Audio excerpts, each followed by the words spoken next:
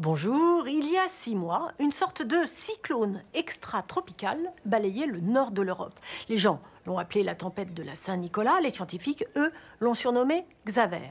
Des vents de force 9 à 11 ont soulevé la mer et les vagues ont dévasté les plages de la mer du Nord. À quelques jours des grandes vacances, nous avons voulu voir si les plages étaient redevenues fréquentables, de la côte d'Opale jusqu'à la rivière de l'Escaut, en passant par la Belgique.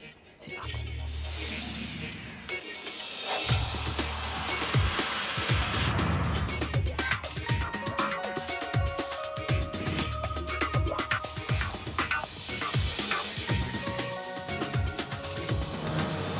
Dans la nuit du 5 au 6 décembre de l'hiver dernier, toutes les villes côtières de la mer du Nord lancent la même alerte. La tempête Xaver et la forte marée vont faire des ravages sur les côtes. Nous partons en Belgique, sur la côte flamande. On répare encore les dégâts sur les plages, mais pas seulement. Les autorités ont lancé un énorme plan de protection du bord de mer. Et si la plage de Middelkerk disparaissait sous l'assaut des vagues? Trêve de questions philosophiques, il faut agir. Sous le regard amusé du marsupilami, John nous dit l'urgence de relever la plage de cette commune à quelques encablures d'Ostende. Il fait la tournée du littoral pour expliquer la nécessité des travaux et en faire accepter les nuisances aux vacanciers. Il y a les vacances de l'été qui arrivent dans un mois. Donc il faut vraiment avoir fini de nourrir la plage. Ruben, le chef de chantier, est sur la brèche. Les travaux sont complexes. Le grand navire dragueur-aspirateur stationné au large pompe le sable en haute mer avant de le recracher via d'énormes tuyaux. 3 kilomètres de conduite relient le bateau à la plage. Nous avons commencé là en bas à mettre du sable dans la partie la plus profonde. Et maintenant, nous sommes en train de remonter de 2 mètres ici devant. Le bateau que vous voyez au loin charrie 12 000 mètres cubes de sable à chaque passage. Au total, il nous faudra injecter un petit million de mètres cubes. Pour être prêts au début des vacances, les équipes travaillent 7 jours sur 7 à chaque marée haute. La mer se retire, cache ses rouleaux, à l'ombre des digues, elle et moi on s'ennuie. Nos souvenirs font des îles flottantes. À Ostende, j'ai la hantise. À Ostende, principale ville côtière si chère à Alain Bachung, nous rencontrons Marc. Le regard rivé sur l'horizon et les vieux gréements, cet historien est surtout un amoureux du littoral qui sait tout de son évolution. Après le tout béton, la philosophie pour la protection de notre côte a changé. Parce que nous savons que le niveau de la mer va augmenter et que des super tempêtes millénaires sont attendues. On sait que l'homme n'est pas assez fort pour retenir la mer avec des pierres, des digues ou bien du béton. C'est pour ça que maintenant, on préfère relever les plages et les élargir. De son appartement au 7e étage, on voit les travaux déjà accomplis et appréciés par les promeneurs. L'esplanade a été élargie, la limite de l'ancienne sert de parcours ludique. Mais les travaux continuent pour combiner protection et agrément, et on imagine déjà des solutions plus futuristes. Nous aurons toujours à nous protéger contre la mer. Mais d'un autre côté, nous voyons bien que la création d'îles artificielles pour protéger la faiblesse de la côte, cela pourra aussi nous être bénéfique.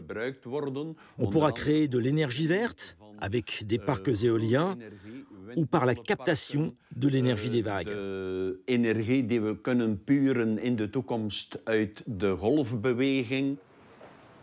Dans la station familiale de Venden, 15 km plus au nord, on s'occupe de l'avenir plus immédiat.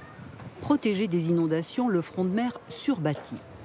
Nous y retrouvons John qui poursuit sa tournée. Venden 2015, nouvelle digue, plus large, plus attrayante, plus sûre. Les travaux démarrent en septembre. Tout est expliqué dans ce lieu d'information qui semble intéresser les visiteurs de tout âge. Il y a des ouvertures entre les bancs pour les accès à la plage. Ces ouvertures seront automatiquement fermées chaque fois qu'une tempête sera annoncée. Formidable. Pour la sécurité, c'est mieux. Faut espérer qu'on n'en aura pas besoin. On a constaté qu'un tiers de la côte de Flandre était menacée par les vagues et par les tempêtes. Donc Wendeune était un des points les plus faibles, un des points les plus menacés. L'engraissement de la plage a démontré son efficacité lors de la tempête de l'hiver dernier, mais les autorités flamandes ne veulent négliger aucun risque. Ici, on a 67 km de côte et c'est tout à fait bâti. Il y a du monde partout. Ils habitent 250 000 personnes à la côte. Et en plus, pendant les vacances, c'est tout plein ici. On n'a pas de place. À coups de millions, la Flandre se prépare au pire. D'ici quelque temps, les visiteurs de la côte n'auront plus que les livres pour voir leur plage à l'état naturel. Nous descendons un peu plus au sud et nous arrivons en France, car le Nord-Pas-de-Calais a lui aussi été touché par la tempête de la Saint-Nicolas, puis par une autre tempête en février dernier. Nous sommes sur la côte d'Opale, dans la petite ville de Ouessant, 1100 personnes l'hiver, 6000 en pleine saison. La plage est dévastée, la dune s'écroule, le maire semble débordé. Entre les caps Grinet et Blanc-Nez, la baie de Ouessant. Décor de carte postale, le site attire du monde. Mais l'érosion attaque sévèrement. Avec les tempêtes de l'hiver 2013, la moitié du dernier blocos est tombé de la dune. Un habitant nous raconte. Le blocos, en un an de temps, il s'est découvert. Le sable partait sous le blocos. Et je vous dirais en 2 mois de temps, il s'est cassé. La situation est critique. Pourtant, les touristes s'y risquent, ignorant le danger pour leurs enfants. Le maire semble impuissant à régler le problème d'ici les vacances d'été. On va le régler, mais comment? J'attends l'aide des services de l'État qui me le conseilleront d'une manière appropriée pour ce problème. Vous comprenez? Moi, je ne peux pas décider de tous les 4 matins. Hein. Sous la force des vagues, la dune s'effrite. En 2 mois, 2 tempêtes violentes. L'escalier d'accès à la plage s'est également effondré. Les associations ne cessent d'alerter. On a perdu 22 mètres depuis le dernier hiver, ce qui correspond globalement à 10 ans d'érosion moyenne. Et comme les maisons, la limite d'intervention de l'administration est à 30 mètres des maisons, on peut estimer qu'on sera à cette limite d'intervention dans 1 an et demi. C'est l'équivalent de 2-3 grosses tempêtes. C'est l'équivalent d'un mauvais hiver. La plantation de pieux censée piéger le sable et freiner l'érosion s'avère dérisoire. Profondément immergés il y a quelques mois, ils sont de plus en plus visibles. Mais la solution durable d'un réensablement massif à la belge n'est pas à l'ordre du jour. Juste de l'autre côté de la dune, les résidents s'organisent pour sauver leur quartier, menacé par l'avancée inquiétante de la mer. Donc voilà, tous les voisins qui sont réunis pour la défense de la dune d'Aval. Cette dune au fond du jardin est le dernier rempart de protection. Au sommet de ces arbustes, c'est une chute directe sur la mer. Chose qui n'était absolument pas le cas quand on a acheté la maison il y a presque 8 ans, où on était très loin de la mer. La mer est à 54 mètres de la maison. Les autorités n'interviendront que lorsqu'elle sera à 30 mètres. Les habitants du lotissement ne comprennent pas. Nous, on se demande pourquoi 30 mètres? Pourquoi faire dans l'urgence? Il s'est passé des événements en France où les maires ont dû agir en urgence. Et quand on est en urgence, c'est jamais très bien. On agit n'importe comment. Les solutions existent. Daniel a même réalisé une maquette pour les proposer au maire. Il y a urgence. Sauvons la dune d'Aval! SOS dune d'Aval! Sur la place du village, on est content de revoir le dernier pêcheur de Ouessant. Chaque matin, l'arrivée du flobard, la barque typique d'ici, crée l'attraction.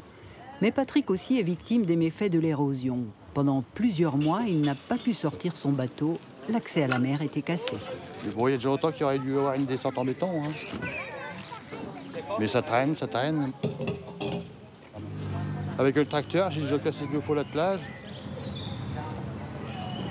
Et puis, monsieur le maire, lui, je sais pas, il n'a pas l'intention de faire quoi que ce soit pour l'instant. Hein. Moi, j'ai toujours embêté avec la descente. Hein. C'est la misère, ça. Pour un village comme Ouessant, c'est la misère.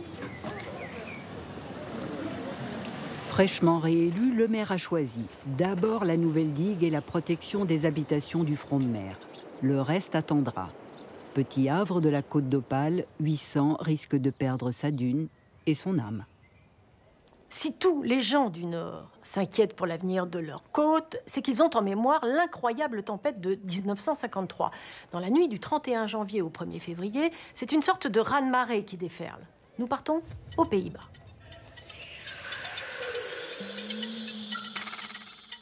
C'est là qu'il y a eu le plus grand nombre de morts à l'époque, et le risque est toujours présent, malgré des travaux gigantesques de protection.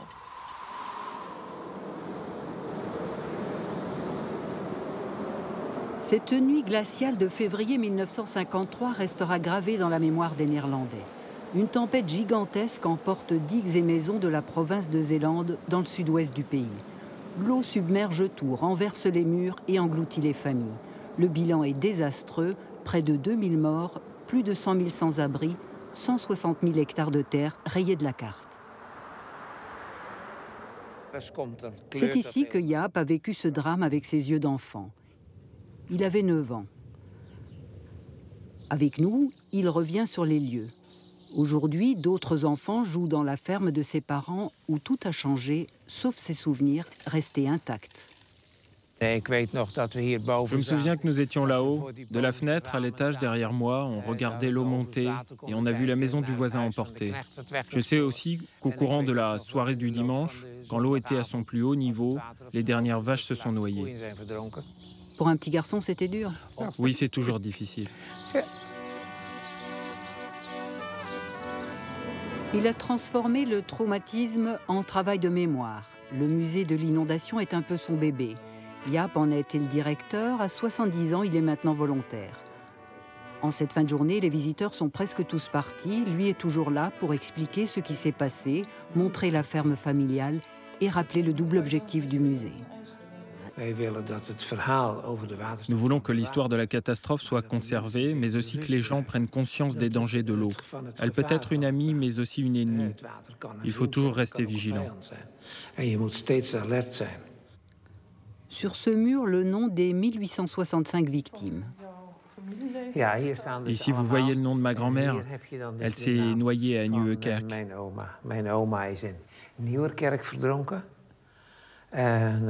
C'est tout près d'ici, non? Oui, elle était montée sur le toit, mais le toit a cédé et elle s'est noyée. Et ma petite cousine de 2 ans et demi, on ne l'a jamais retrouvée non plus.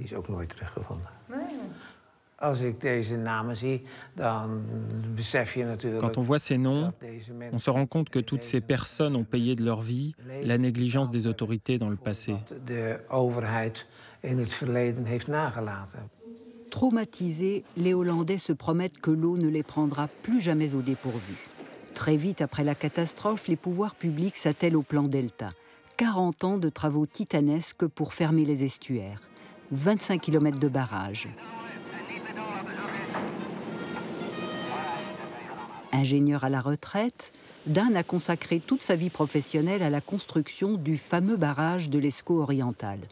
3 km de piliers et de vannes en permanence ouvertes, mais qui peuvent se fermer en 1 heure en cas d'alerte. C'était un sacré défi. Certains l'ont comparé au projet américain Apollo qui a amené l'homme sur la Lune. Les difficultés techniques étaient énormes car la construction devait non seulement protéger la baie de l'Escaut, mais aussi assurer la communication entre l'estuaire et la mer pour maintenir la faune sauvage. Le projet initial prévoyait la fermeture totale du bras de mer. Mais sans eau de mer, pas de moule. Un drame pour les pêcheurs comme Bart, un copain de Jaap. Son entreprise de production de moules est installée dans les anciens docks de construction du barrage. À bord depuis ses 15 ans, ce vieux loup de mer a sauvé beaucoup de monde en 1953, mais préfère parler de son activité. On s'est battus tous ensemble pour garder le barrage ouvert et ça a réussi. Nous avons une réserve saine avec de bonnes moules, des huîtres, même quelques sortes de crabes et ça va bien.